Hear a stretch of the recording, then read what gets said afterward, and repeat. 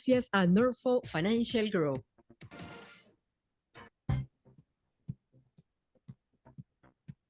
Bien, estamos de vuelta con más de Es Cuestión de Ley y como cada martes, la licenciada Marta Luna se encuentra con nosotros y, bueno, no parte, el análisis completo que ha hecho Ian, usted lo ha escuchado, ha estado ahí como que para participar, pero como Ian fluye tanto, no está posible.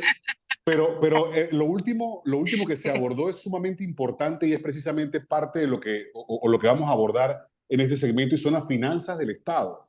El cómo pues se entrega o cómo se hace cuando se entrega las finanzas de un país de esta forma, ¿qué es lo primero? O sea, según su experiencia y según su asesoría, por ejemplo, vamos a hacer una consulta gratuita aquí de cortesía, pero ¿qué habría que hacer? ¿Qué es lo primero que hay que hacer?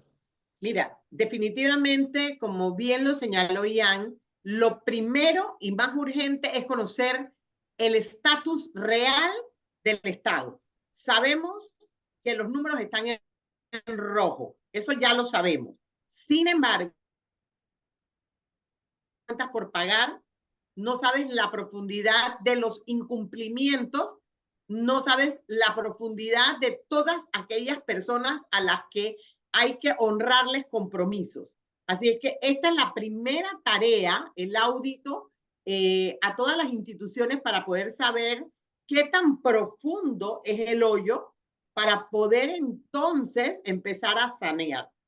El presidente parte de decir que el país va a sufrir una reestructuración en cuanto a gastos. Parte señalando que vamos a tener una revisión del presupuesto, lo que ya está mandando un mensaje claro a todas las autoridades de que tienen que revisar qué cosas son superfluas, no necesarias para poder comenzar con los recortes. Otra cosa que me llenó a mí mucho de paz es cuando él le dice a su gabinete, cuando Felipe Chapman dice no, no hay. Es un mensaje claro de que vamos a tener un ministro de Economía y Finanzas que está viendo la chequera, que está viendo el movimiento y que es el que puede decir esto se puede hacer o no se puede hacer. Viene una revisión muy profunda porque hay un gasto público sumamente alto y con planillas que se ajustan cada año. Recordemos que los médicos tienen sobresueldos, que los educadores tienen bonificaciones, que los laboratoristas tienen una condición especial, que cada gremio peleó sus condiciones sin importar el estado, sino mi propio beneficio de crecimiento. Y lo irónico de esto es que el Estado sigue creciendo en gasto sin que haya una mejoría ni en los servicios, ni en las atenciones. Entonces llega un momento en que el presidente y sus ministros deben decir, basta, hacemos una revisión, tú te mereces tu incremento, pero condicionado a más horas de servicio o condicionado a una efectividad, a una medición de tu producción y en base a eso yo voy a honrar tus prebendas. De lo contrario, Ricardo, me sería mejor como médico seguir trabajando 4 horitas en el Estado con sobresueldos y sobresueldos y sobresueldos que irme a trabajar duro en la clínica privada. Entonces, pues entonces cambiemos las condiciones y no tengamos médicos en medio turno, sino un turno completo. Y paguemos entonces, como hacen otros países, por el servicio público prestado. Pero aquí viene una revisión integral al Estado.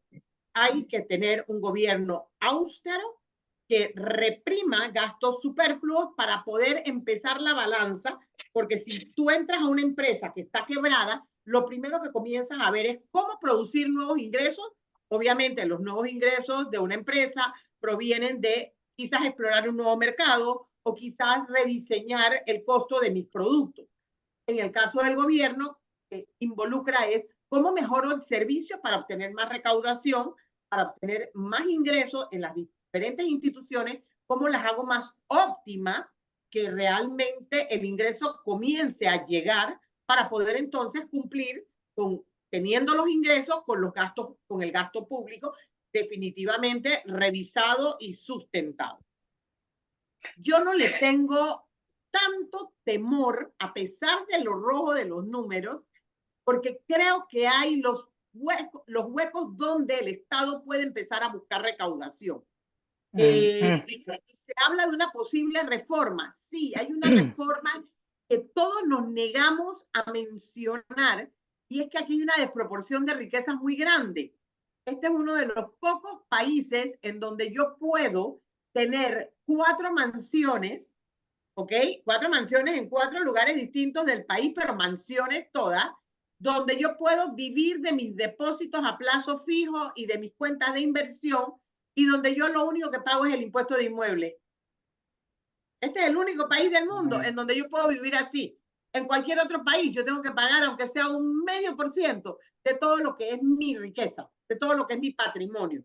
Entonces resulta que esta persona que tiene una mansión en Chiriquí, una mansión en la playa, una mansión en Panamá y digamos una allá en el lado oeste, cercana a Darién, y que no está generando fuentes de trabajo, porque en todas, digamos que los obreros que tiene ganan salario mínimo y son los obreros necesarios para mantener la finca, ¿dónde está contribuyendo al desarrollo del país? ¿A través de un impuesto de inmueble? Porque tenemos leyes que favorecen que el ingreso que yo obtengo por cuentas de depósitos a plazo fijo, que yo obtengo por cuentas de inversión, no pague impuestos.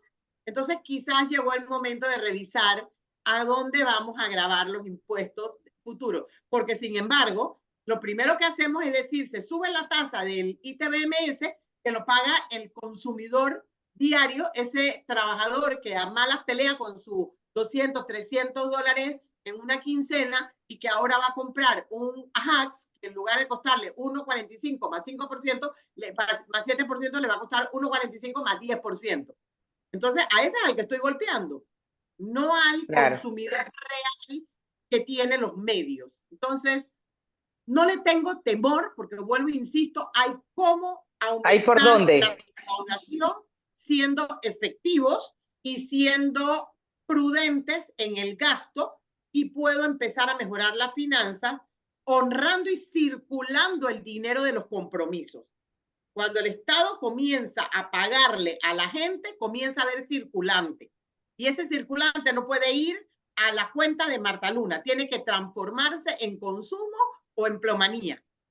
Y podemos entonces ver un retorno de toda esa nueva clase que comienza a obtener trabajo. Y tenemos que reemplazar al Estado en la fuente principal de empleo que tiene el país. No es el Estado, debemos ser el sector privado. De hecho, Marta habló de los fondos repartidos por la Autoridad Nacional de Descentralización, y habló de que la descentralización con él va a morir. De alguna forma esto pudiera, la descentralización paralela, de alguna forma esto permitiría entonces que ese ingreso represente pues un ingreso para lo que correctamente debe usarse. ¿Qué opinas? Claro, Edna, si los canales de repartición de los ingresos, como se concibió la ley de descentralización, fueran a las comunidades, la comunidad esta se va a preocupar por solucionar los problemas de su sector, y vas a tener mejores calles, mejores veredas, mejores paradas de buses, mejores luminarias, vas a controlar la delincuencia. Entonces, si en la comunidad se vive mejor, yo como ciudadano me siento mejor. Entonces ya yo no me tengo que concentrar en el pánico ese de tener que pagar un transporte, porque me puedo ir en bus o me puedo ir en taxi, bajarme con una luminaria y llegar a mi destino. ¿Ok? Entonces empiezo a economizar. Y donde empiezo a economizar, tengo más dinero para comer, tengo más dinero para compartir con familia. Yo pienso que un gobierno óptimo que cumple con sus metas, que soluciona los problemas de salud, educación y necesidades básicas de su circuito, ya está arrancando con un progreso. Y el progreso de pequeñas comunidades nos lleva al progreso de la nación.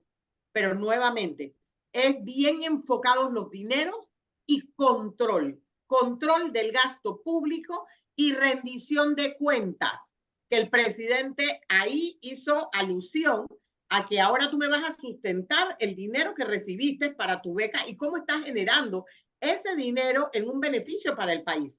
Porque esa es otra cosa.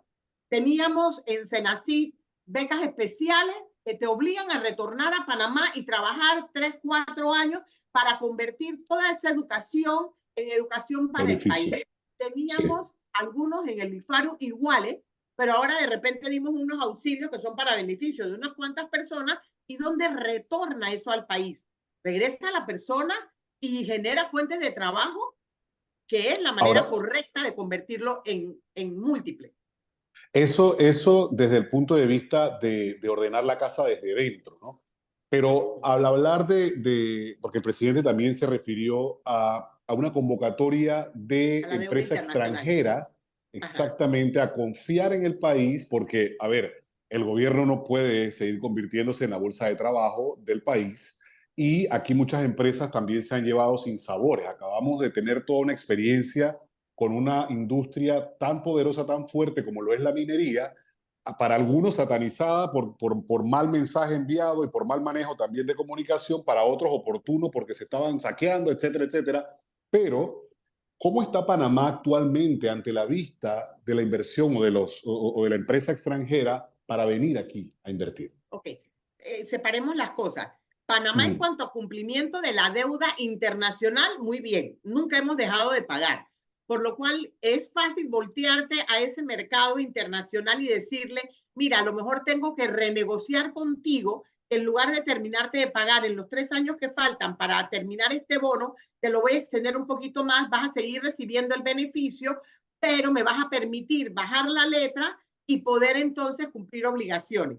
Esa sería una estrategia que podría utilizar el gobierno para bajar un poquito el tener que invertir en deuda exterior. Para atraer inversión, Ricardo, se requiere leyes sólidas y certeza de que se van a cumplir las reglas de juego de una alianza o de una inversión. Cuando yo instalo una compañía y le doy las garantías, yo recuerdo que en nivel tributario teníamos un ganchito que le poníamos a un derecho que tenías de que cambiara la ley, no te cambiaran las condiciones por las que tú habías hecho esta inversión, la estabilidad jurídica. Si tú ponías el ganchito a tu estabilidad jurídica, el Estado se comprometía a respetarte esa estabilidad. Yo te traje a ti para que tú me desarrolles el sector ganadería, ¿ok? Yo te voy a mantener ciertos beneficios controlados, medidos, pero te los voy a respetar por el término del tiempo escogido. Y creo que vamos a tener un gobierno que sí sabe de términos y de tiempo.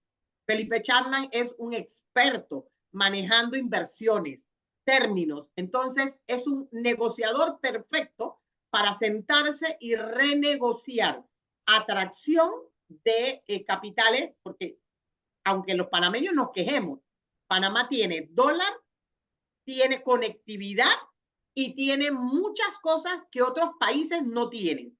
De hecho, hasta nuestro sistema bancario, nuestros planes de pago, que yo lo digo siempre, nosotros nos quejamos de los bancos, pero en Panamá cualquier panameño tiene un carro.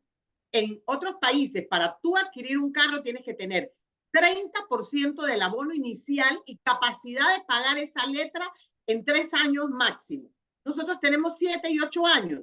Aquí todo el mundo tiene carro, todo el mundo tiene casa y aún así somos frescos a veces. Entonces tenemos que reformar nuestros hábitos, educar al panameño para que entienda que tiene ventaja y trae inversión extranjera para que se sienta que en este país se puede desarrollar.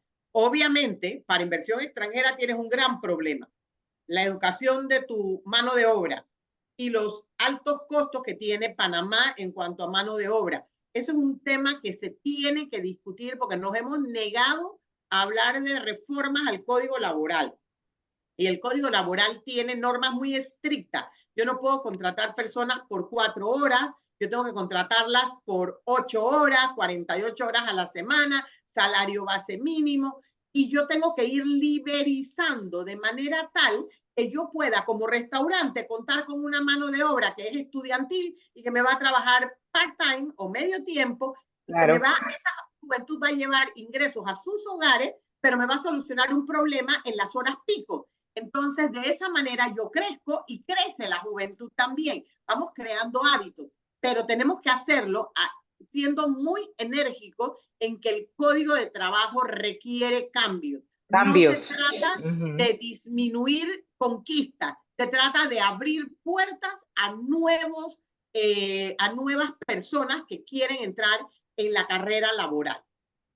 De hecho, es una de las cosas que los inversionistas se preguntan, que tenemos aquí un código laboral que protege muchísimo al trabajador y la balanza es completamente opuesta para el empleador. Y es un tema que se amarra a veces las cosas. Antes de concluir y el mensaje ya para finalizar, Marta, con relación a lo de la confianza que habló también el presidente, que hay que lograr recuperar y por supuesto el llamado enérgico que hizo a la empresa privada, diciéndole que para bailar tango se necesitan dos, porque es cierto, para lo de las coimas, o sea, tú no vas a ofrecer una coima, a recibir una coima si tú no la ofreces. O sea, no se da la transacción si no hay dos personas. Entonces, sí, que hay que acabar con eso, que es una de las situaciones de las cuales también pues hizo en su discurso, un llamado que hizo en su discurso.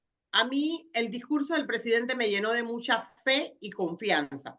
Y yo le voy a dar sus 100 días y más inclusive. ¿Por qué? Porque lo que él dijo es muy cierto. Yo soy de los empresarios que siempre he sostenido que yo tengo mis logros, aunque me tomen quizás un poquito de tiempo más, pero por la vía del canal que debe ser.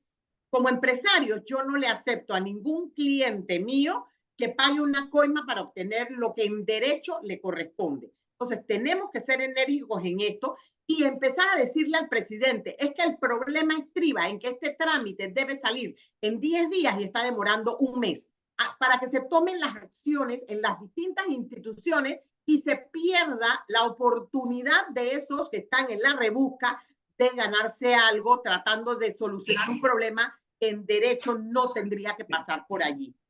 Me inspiró confianza cuando también habló de cosas que no pueden volver a ocurrir en este país, como pasó con el caso Mossack y Fonseca. Aquí nosotros tenemos que tener certeza de que el Ministerio Público investiga lo que en efecto es un delito y deja de lado lo que ni siquiera era un delito. Un delito en el país. Exacto.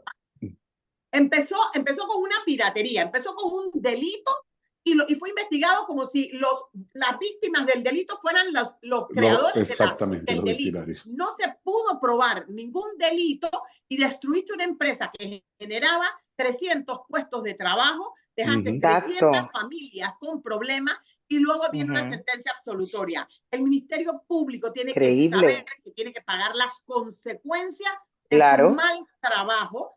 Y si todos empezamos a que nos duela el bolsillo, Ricardo y Edna, créeme que tendremos una nación más comprometida. Y empezando por la Asamblea. Igualmente, la Asamblea tiene que rendir cuentas de todos sus actos y de todo lo que no pasó por la falta de compromiso con la nación, porque la factura se tiene que pasar.